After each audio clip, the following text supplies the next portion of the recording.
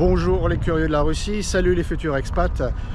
Une vidéo pour vous parler du menu de la saison qui s'annonce sur Vivre en Russie. Alors il y a différents canaux sur YouTube qui vous parlent de la Russie, de Moscou en particulier. Salut Thomas, salut Alexandre, entre autres. Mais Vivre en Russie c'est particulier parce que Vivre en Russie, je vous parle de ma région, de ma ville, de ma région. Krasnodar, le Kraï de Krasnodar ou le Kuban, comme on dit ici, une région cosaque.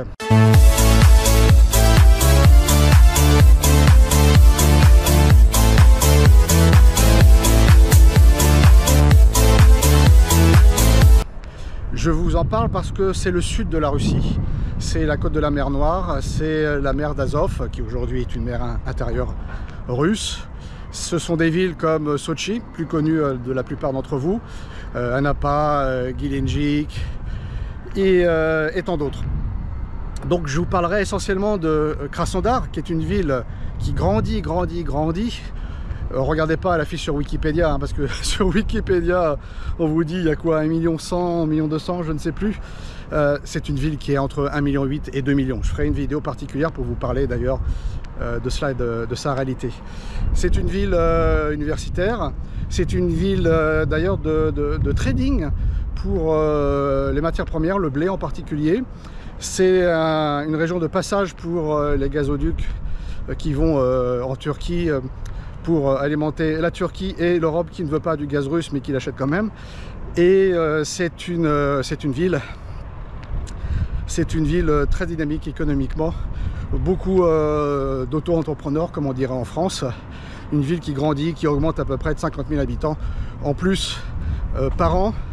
Je ferai, comme je l'ai dit, je ferai une vidéo sur Krasnodar avec les avantages et les inconvénients, puisque toutes les villes russes ont des avantages et des inconvénients, et les inconvénients de Krasnodar sont assez clairs et précis. C'est pourquoi je vous en parlerai, mais qui est compensé par d'autres choses. Je vous parlerai également du Kuban, la région en général, parce que c'est une région où vous pouvez avoir des terres qui sont plates, puisque ce sont des terres agricoles, mais en même temps vous avez la montagne, le début du Caucase, vous avez aussi la mer, les mers comme je vous l'ai indiqué, avec dans des endroits des plages de sable, dans d'autres des plages de galets, et beaucoup de choses à faire en réalité dans cette région.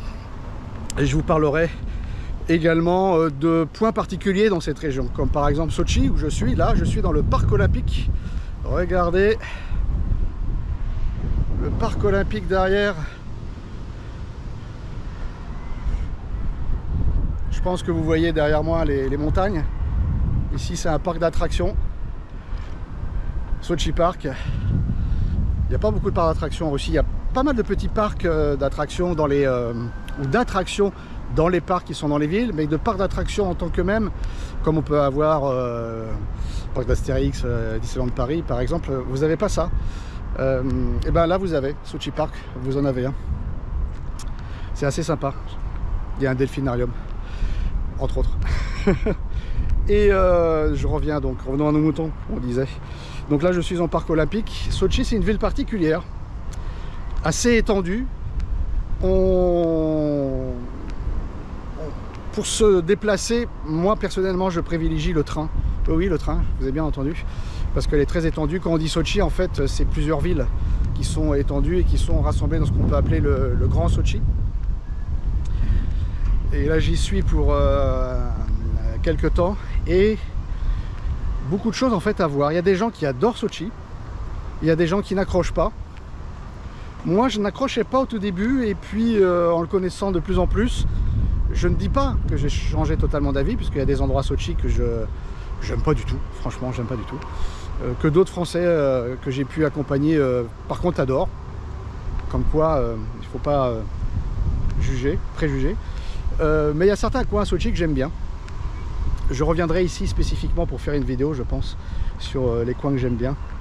Là, je suis en déplacement pro, allons-nous dire, pour vous. On va vous en parler prochainement. Évidemment, c'est dans le tourisme. Le tourisme et également des tours spécifiques pour ceux qui veulent s'expatrier. Puisque quand on vient s'expatrier, ce n'est pas, on vient pas faire du tourisme, on vient pas voir les attractions, il faut voir aussi la vie de tous les jours. Et c'est ça qu'il faut surtout vous montrer. Où habiter, quels sont les coins les plus sympas, que ce soit n'importe où d'ailleurs, hein, que ce soit à Sotchi ou que ce soit à Krasnodar. Donc, je vais vous faire découvrir petit à petit ma ville, ma région. Je vais vous faire découvrir ses avantages, ses inconvénients. Je vais vous faire découvrir son potentiel. Je vais vous faire découvrir des endroits dont on ne parle jamais, des petites villes de 50 000, 100 000 habitants qui ont une vie un peu plus paisible. Je vous ferai découvrir aussi la vie à la campagne. Je vous ferai découvrir la vie à la ville, évidemment, qui est essentielle en Russie. C'est là où tout se passe, où la modernité et les services sont présents. Quoique, dans certaines villes, même de 50 000, 100 000 habitants, vous seriez surpris de la modernité qui y arrive aussi. Ceci étant dit, le Kuban, c'est une région, beaucoup de Russes déménagent, hein, et il n'y a pas mystère, c'est pour le climat, évidemment, mais aussi parce que c'est une région qui est en plein boom économique, de par la population excédentaire chaque année qui arrive, mais aussi de par les entreprises à l'international qui s'y installent, puisque c'est la région où se trouvent les ports, le port, il y en a plusieurs, mais essentiellement Novorossiysk, qui est le port en mer chaude, qui est jamais pris par les glaces, allons-nous dire. Donc c'est très stratégique. Bon, vous avez aussi Sébastopol, mais pour l'instant on va dire qu'il n'est pas utilisé d'un point de vue commercial. Pour autant, le Kraï de Krasnodar plus la Crimée ensemble, lorsque le conflit sera arrêté, pour la Crimée en particulier, c'est vraiment une région très sympathique. C'est vraiment une région, comment dire, c'est le sud, quoi, c'est le soleil, c'est le beau temps. Mais il y a une différence entre le Kuban, le Kraï de Krasnodar, et la Crimée, et ça aussi, je vous en reparlerai. Beaucoup de choses à faire dans le Kuban. Beaucoup de choses à faire dans le Kuban. Je vous ferai une autre vidéo, je pense, où je vous indiquerai, je ferai un peu un compte rendu des activités économiques de la région, l'activité économique de la région en général, mais aussi quels métiers font les gens, et en particulier quelle activité vous pouvez faire lorsque vous êtes un expat.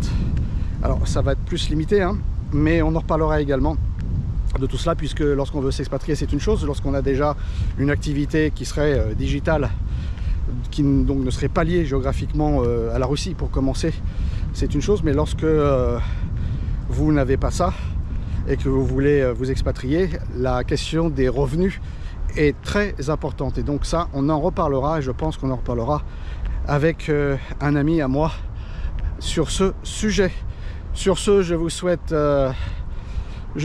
abonnez-vous, hein, évidemment, abonnez-vous à cette chaîne, abonnez-vous, le pouce, mettez un commentaire, faites tout ce que vous pouvez pour le référencement, c'est très important.